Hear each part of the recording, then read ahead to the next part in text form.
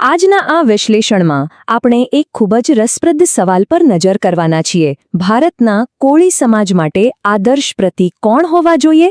ગૌતમ બુદ્ધ કે પછી રાજા માંધાતા? ચાલો ઉપલબ્ધ સ્ત્રોતોના આધારે આ પ્રશ્નનું ઊંડાણપૂર્વક વિશ્લેષણ કરીએ. તો મૂળ સવાલ એ છે કે કોળી સમાજ માટે આદર્શ કોણ?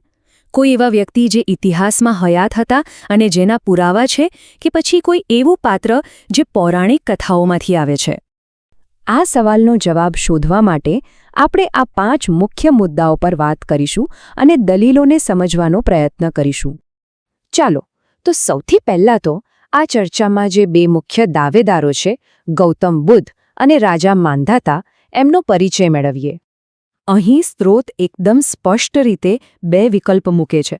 એક તરફ છે ગૌતમ બુદ્ધ, જેમના ઐતિહાસિક પુરાવા છે અને જેઓ કોળી કુળ સાથે સીધા જોડાયેલા હતા. અને બીજી તરફ છે રાજા માંધાતા, જે પુરાણોનો એક પૌરાણિક પાત્ર છે અને જેમનો કોળી કુળ સાથેનો સંબંધ જ સવાલના ઘેરામાં છે. ચાલો હવે ગૌતમ બુદ્ધના પક્ષમાં જે દલીલો છે એને જરા વિગતે જોઈએ. એમના કોળી સમાજ સાથેના ઐતિહાસિક જોડાણની વાત કરીએ. એક વાત જે તરત ધ્યાન ખેંચે છે એ છે કે કોળી ઇતિહાસ પર લખાયેલા ઘણા પુસ્તકોના કવર પેજ પર ગૌતમ બુદ્ધ જોવા મળે છે. આ શું બતાવે છે? એ જ કે લેખકો અને ઇતિહાસકારો પણ આ જોડાણને ખૂબ મજબૂત માને છે. અને જુઓ, આ કોઈ એકાદ 2 પુસ્તકની વાત નથી. અલગ અલગ પ્રદેશોમાંથી અલગ અલગ લેખકો દ્વારા લખાયેલા પુસ્તકોમાં પણ આ જ પેટર્ન જોવા મળે છે. આ વાત આ જોડાણને વધુ મજબૂત બનાવે છે. તો આ જોડાણના પુરાવા શું છે? પહેલું, બુદ્ધનો જન્મ જ કોળી કુળના રાજકુમારી મહામાયાને ત્યાં થયો હતો. એમનો ઉછેર પણ એમની માસી પ્રજાપતિ ગૌતમીએ કર્યો, જે પોતે પણ કોળી કુળના હતા. એટલું જ નહીં, ઐતિહાસિક રામગ્રામ સ્તૂપ જે કોળીઓએ બુદ્ધના અવશેષો પર બનાવ્યો હતો, એ પણ એક મોટો પુરાવો છે. અને હા, 2000 વર્ષ જૂના શિલ્પો તો છે જ, જે એમના અસ્તિત્વની સાબિતી આપે છે. સારું, તો આ હતી બુદ્ધની વાત. હવે જરા રાજા માંધાતા તરફ નજર કરીએ. સ્ત્રોત એમના વિશે, એમની પૌરાણિક કથા વિશે શું કહે છે? પુરાણોમાં જે વાર્તા છે એ પ્રમાણે ઇક્ષ્વાકુ કુળની શરૂઆત ત્યારે થઈ જ્યારે રાજા મનુને છીંક આવી અને માંધાતા પોતે તેમના પિતાના પેટમાંથી જન્મ્યા હતા. હવે સ્ત્રોત આ વાતની વૈજ્ઞાનિકતા પર જ સવાલ ઉઠાવે છે.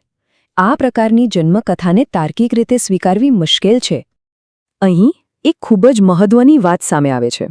સ્ત્રોત સ્પષ્ટપણે કહે છે કે ભાગવત પુરાણ હોય કે બીજો કોઈ હિન્દુ ધર્મગ્રંથ, ક્યાંય પણ રાજા માંધાતાને કોળી કુળના ગણાવ્યા નથી.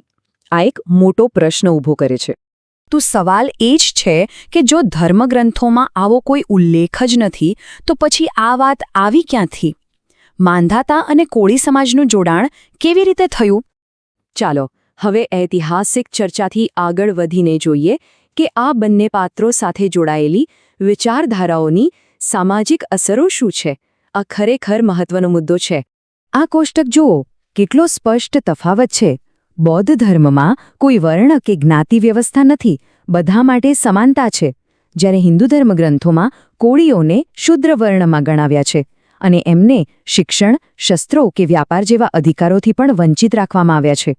સ્ત્રોત શ્રીમદ ભાગવતમના એક શ્લોકનો ઉલ્લેખ કરે છે, જે કહે છે, શુદ્ર વર્ણનું મુખ્ય કર્તવ્ય અન્ય 3 વર્ણો બ્રાહ્મણ, ક્ષત્રિય અને વૈશ્યની સેવા કરવાનું છે.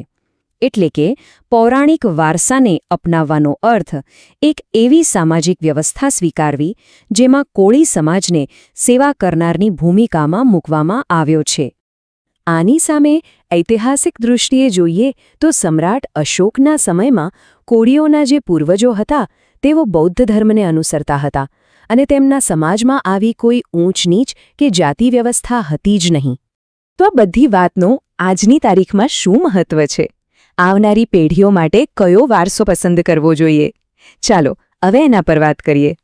એક રસપ્રદ વાત એ છે કે આજે આખી દુનિયામાં ભારતની ઓળખ બુદ્ધની ભૂમિ તરીકે છે. એટલે કે બુદ્ધ સાથે જોડાવવું એ ભારતની વૈશ્વિક ઓળખ સાથે જોડાવવા બરાબર છે. અને આ માત્ર ઇતિહાસની વાત નથી. આજના સમયમાં પણ દેશના પ્રધાનમંત્રી મોદી ગર્વથી કહે છે કે ભારત બુદ્ધનો દેશ છે. નીતા અંબાણી જેવા મોટા ઉદ્યોગપતિ પણ વિદેશમાં કહે છે કે હું બુદ્ધની ભૂમિમાંથી આવું છું.